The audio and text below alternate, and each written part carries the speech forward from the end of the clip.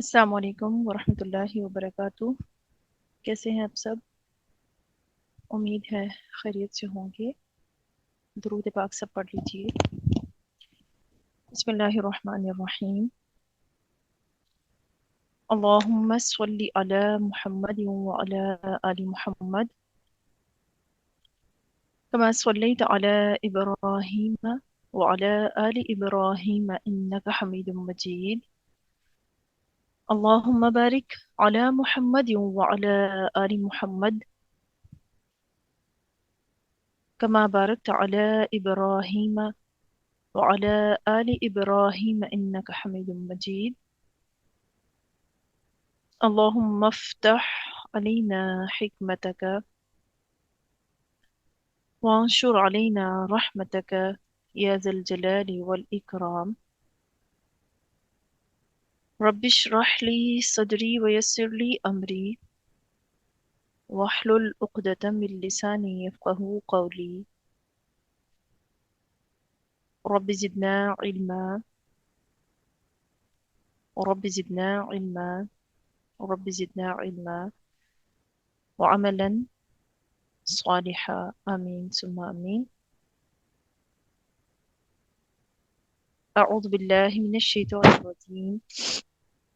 بسم الله الرحمن الرحيم.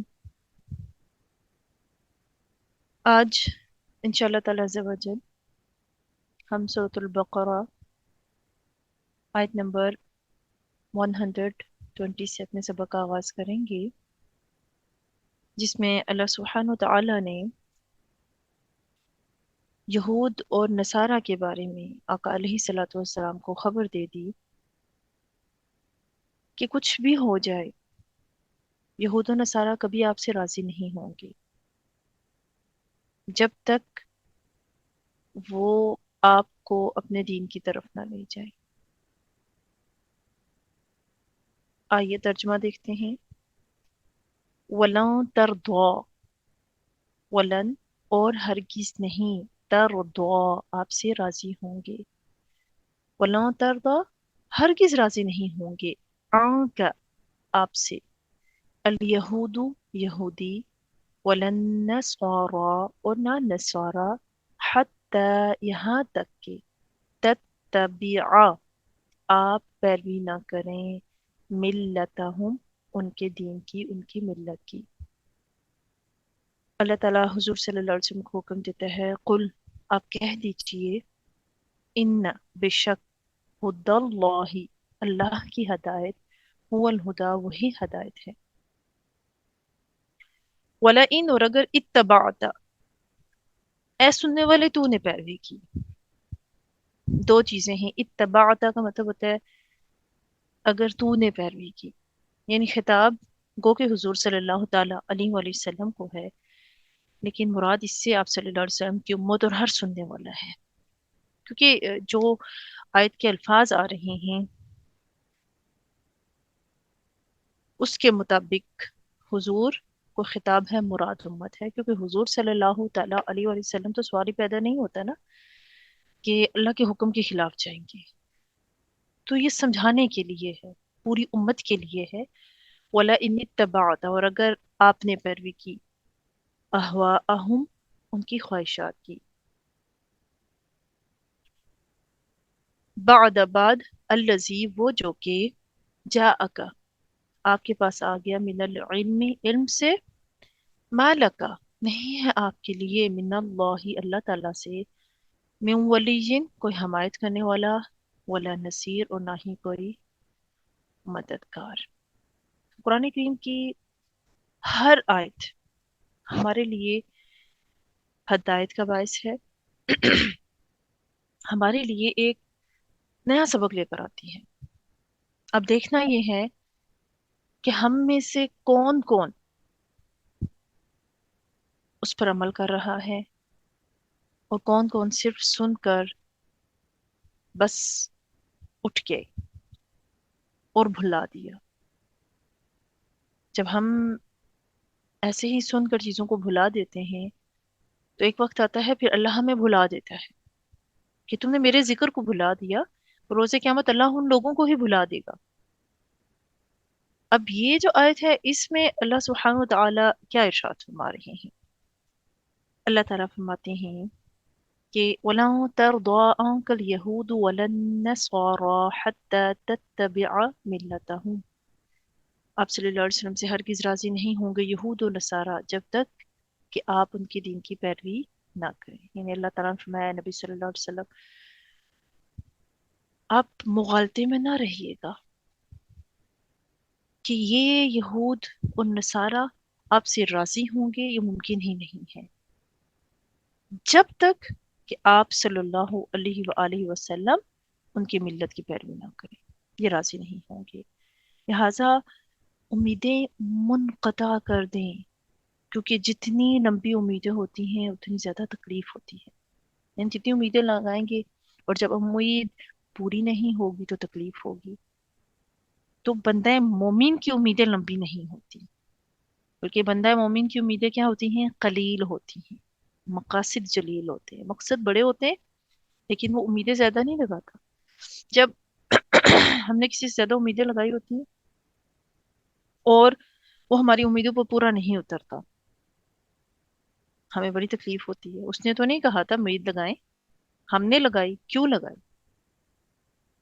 تو اللہ تعالیٰ نے فرمایا کیونکہ حضور صلی اللہ تعالیٰ علیہ وآلہ وسلم ہمارے آقا کی سب سے بڑی خواہش مبارکہ لوگ دین اسلام میں داخل ہو جائیں، اور اس وجہ سے آپ علیہ السلام بہت رنجیدہ بھی رہا کرتے تھے، بہت پریشان ہو جایا کرتے تھے. قرآن کریم میں بہت سارے ایسے مقامات ہیں جن میں اللہ سبحانہ تعالیٰ نے آپ کی تسلی فرمائی، آپ کی تشفی فرمائی، آپ کو کہا کہ آپ مت پریشان ہوں، آپ اپنا کام اچھا کر رہے ہیں، یہ نہیں ہدایت کی طرف آ رہے تو ہدایت پر لانا آپ کا کام نہیں ہے.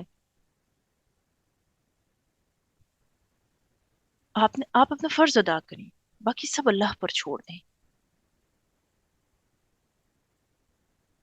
اور پھر فرمایا کہ اے نبی صلی اللہ علیہ وسلم فرما دیجئے قل ان ہدی اللہ هو الہدی، اللہ کی ہدایت وہی ہدایت ہے. یعنی ہدایت یہودی نصرانی بننے میں نہیں ہے کہ کوئی یہودی بن جائے، نصرانی بن جائے، یا کسی خاص گروہ یا فرقے کی طرف چلا جائے. یہ یاد رکھیے گا، ہدایت اس میں نہیں ہے. ہدایت کیا ہے؟ جو اللہ تعالیٰ کی ہدایت ہے. اور جو ہوا کی ضمیر استعمال ہوئی ہے اس آیت میں وہ کسی چیز کو خاص کرنے کے لیے ہوتی ہے، وہی ہدایت ہے، یہ جو اللہ والی ہدایت ہے.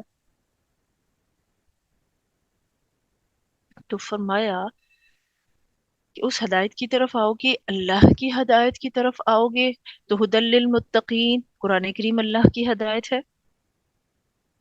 تمہیں قرآن کی طرف آنا ہے. اور قرآن کریم کی عملی تفسیر عائشہ صدیقہ رضی اللہ تعالیٰ عنہ نے فرمایا کان خلقہ القرآن، حضور صلی اللہ علیہ وسلم کا کیا ہے؟ اخلاق قرآن ہے، چلتا پھرتا قرآن. عملی تفسیر حضور ہیں. تو قرآن اور سنت ان کو لازم کرنا ہے، تبھی ہمیں ہدایت مل سکے گی. آج آج مسلمانوں کو دیکھیں، اللہ تعالیٰ کی مدد کیوں نہیں آتی مسلمانوں کے پاس؟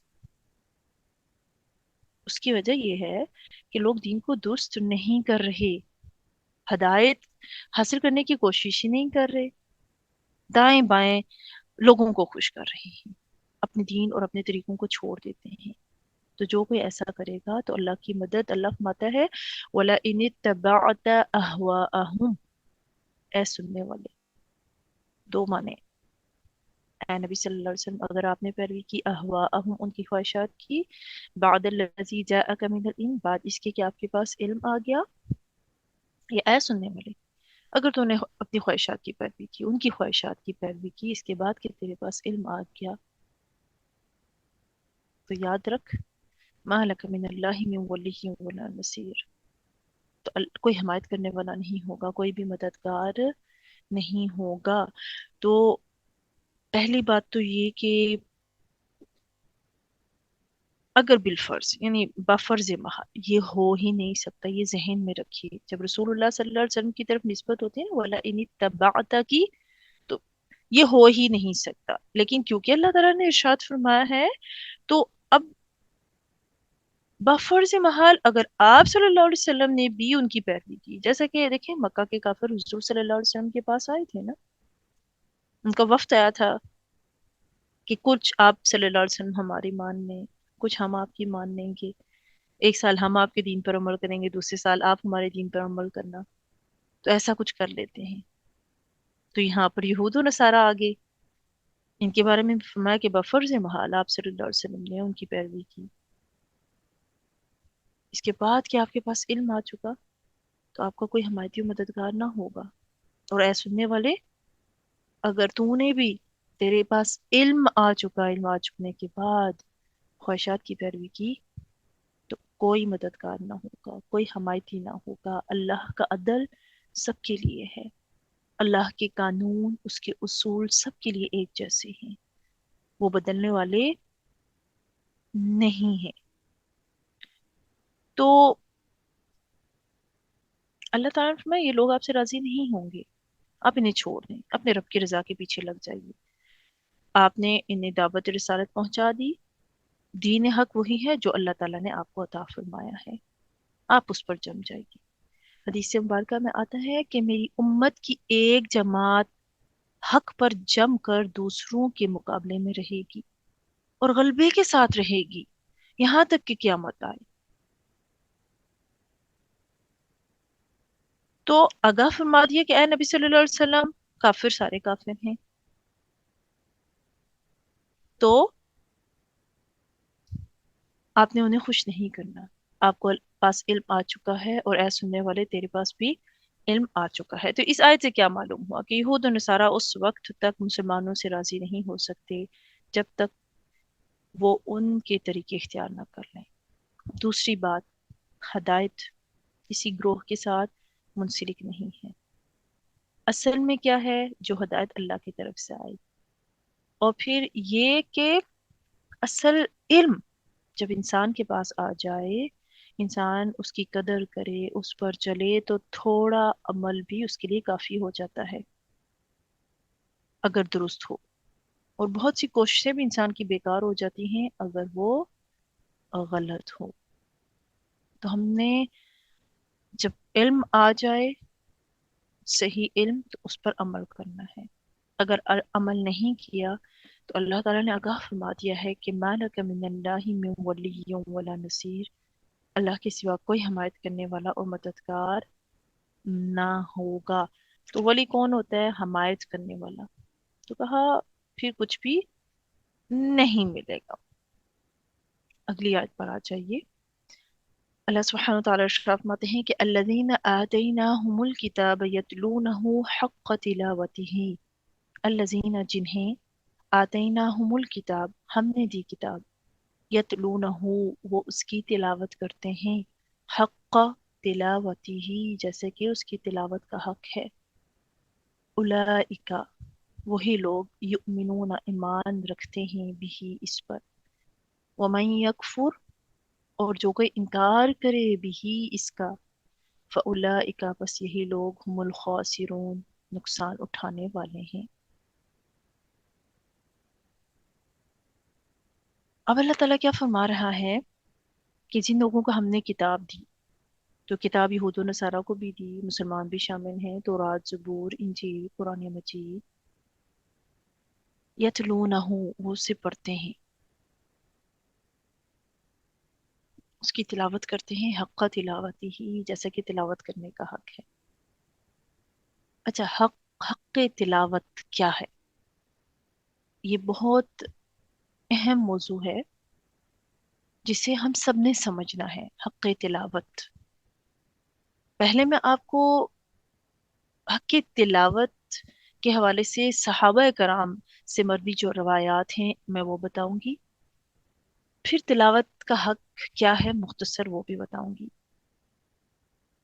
یعنی اللہ تعالیٰ کیا فرماتا ہے، جن لوگوں کو ہم نے کتاب دی وہ اس کو پڑھتے ہیں جیسے کہ تلاوت کرنے کا حق ہے۔ قتادہ رحمۃ اللہ علیہ فرماتے ہیں کہ پہلے تو اس سے مراد کون سے لوگ ہیں؟ یہود و نصارہ ہیں۔ بعض کہتے ہیں کہ اس سے مراد اصحاب رسول ہیں کہ جنہیں ہم نے کتاب دی۔ تو میں آپ کو پہلے بتا چکی ہوں کہ یہود و نصارہ، مسلمان سب جنہیں کتاب دی گئی سب شامل ہیں، اصحاب رسول بھی شامل ہیں۔ حضرت عمر رضی اللہ تعالیٰ عنہ فرماتے ہیں کہ حق کی تلاوت یہ ہے کہ جنت کے ذکر کے وقت سوال جنت ہو، اور جہنم کے ذکر کے وقت اس سے پناہ مانگی جائے۔ ابن مسعود رضی اللہ تعالی عنہ فرماتے ہیں کہ حق تلاوت کیا ہے؟ حلال و حرام کو جاننا، کلمات کو ان کی جگہ رکھنا، ہیر پھیر نہ کرنا، یہی حق تلاوت ہے۔ حسن بصری رحمۃ اللہ علیہ فرماتے ہیں کہ حق تلاوت کیا ہے؟ کہ کھلی آیتوں پر عمل کرنا، متشابہ آیتوں پر ایمان لانا، مشکلات کو علماء کرام کے سامنے پیش کرنا، یہ حق تلاوت ہے۔ حضرت ابن عباس رضی اللہ تعالی عنہ فرماتے ہیں کہ حق تلاوت کیا ہے؟ حق اتباع بجا لانا، یعنی تلاوت بمانے اتباع کی ہے، عمل کرنا۔ اور حضرت ابو موسیٰ اشعری رضی اللہ تعالی عنہ فرماتے ہیں کہ قرآن کی اتباع کرنے والے، اس کے پیچھے چلنے والے، اس کی پیروی کرنے والے، اس پر عمل کرنے والے جنت کے باغیچوں میں اترنے والے ہیں۔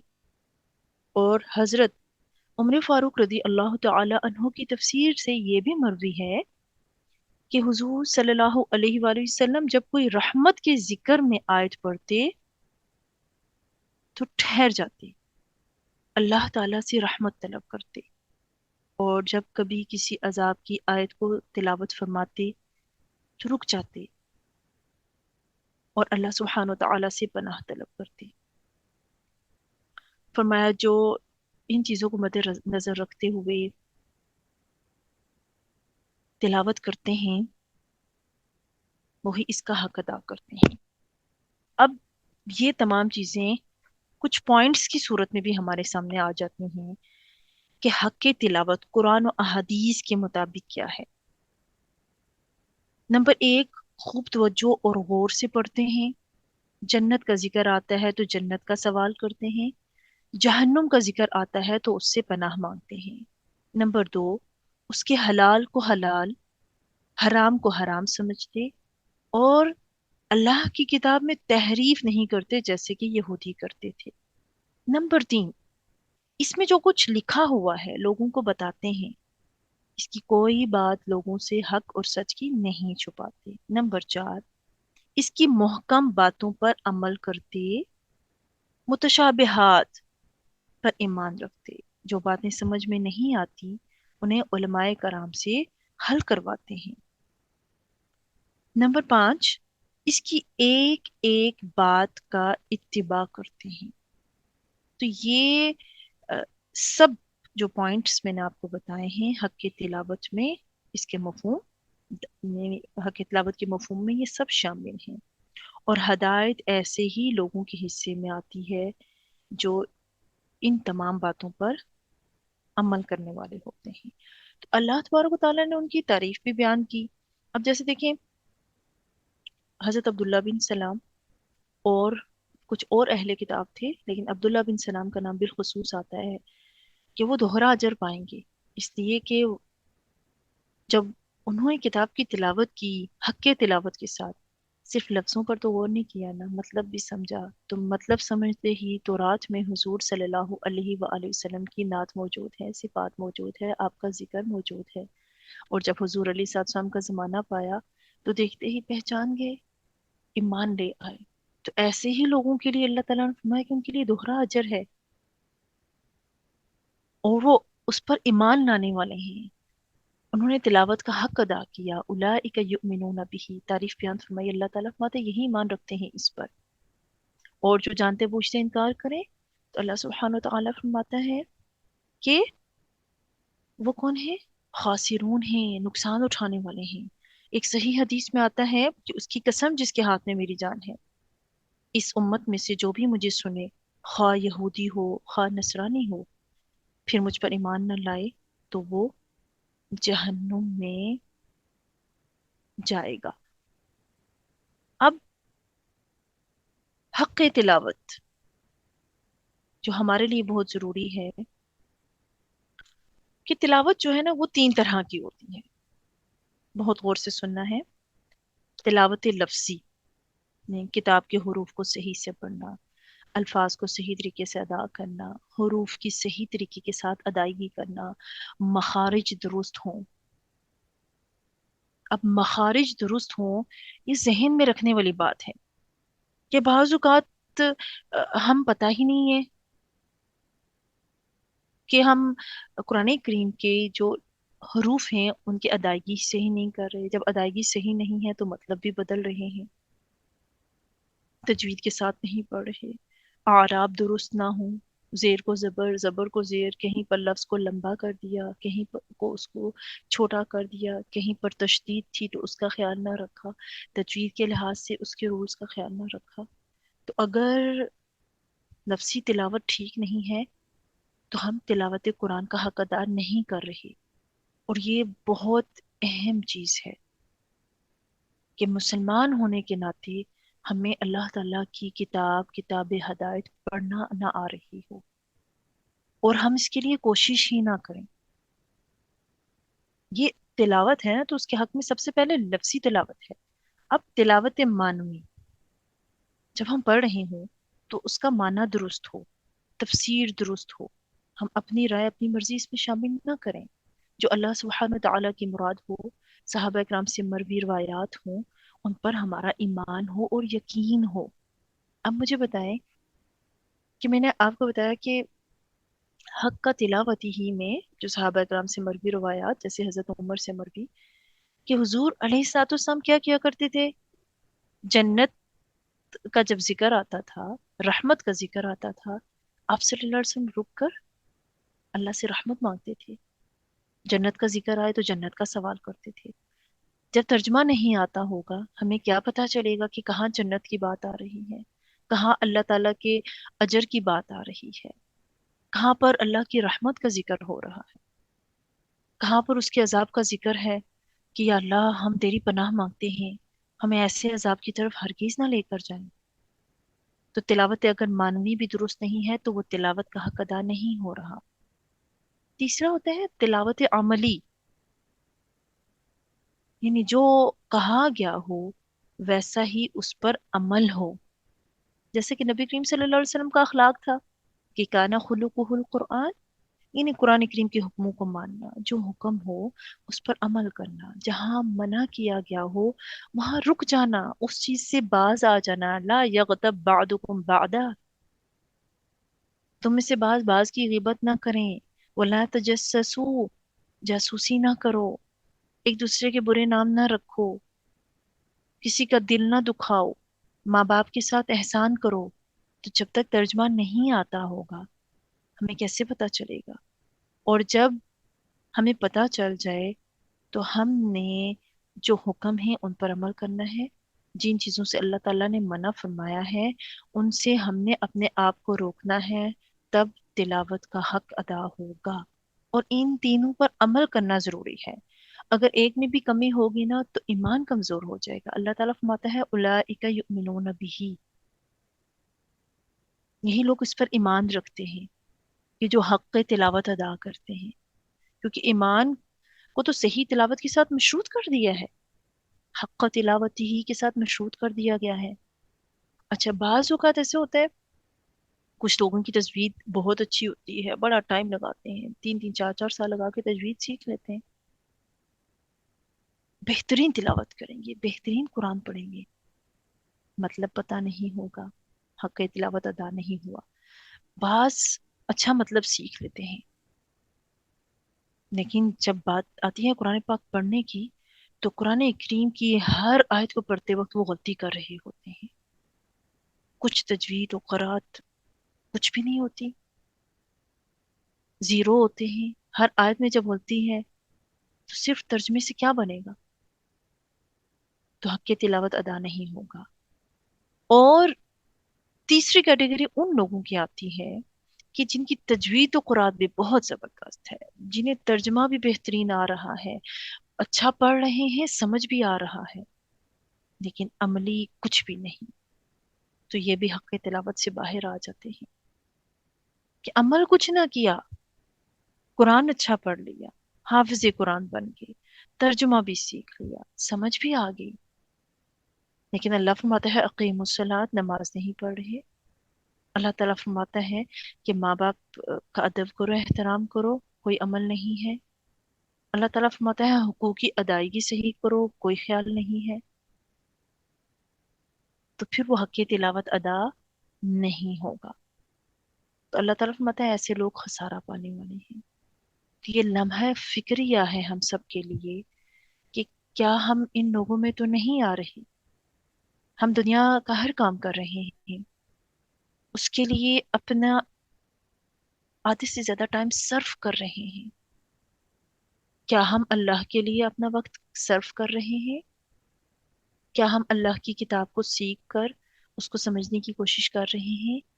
کیا روز جو ہم سیکھ رہے ہیں اس پر عمل بھی کر رہے ہیں یا نہیں؟ اگر نہیں کر رہے تو یقین جانیں ہماری زندگی رائے گاہ ہے. تو اللہ سبحانہ تعالیٰ سے دعا ہے کہ اللہ تعالیٰ ہم سب کو قرآن کریم کا حق کی تلاوت ادا کرنے کی توفیق عطا فرمائے، اس کے معنی و مفاہیم کو سمجھنے کی توفیق عطا فرمائے، اس پر عمل کرنے کی ہم گناہ گاروں کو توفیق عطا فرمائے، اور جو غلطیاں کوتاہیاں ہم گناہ گاروں سے ہوئی اپنے فضل و کرم سے انہیں معاف فرمائے. وآخر الدعوانا ان الحمد للہ رب العالمین. سبحانک اللہم وبحمدک اشہد ان لا الہ الا انت استغفرک واتوب الیک. آمین ثم آمین. السلام علیکم ورحمۃ اللہ وبرکاتہ.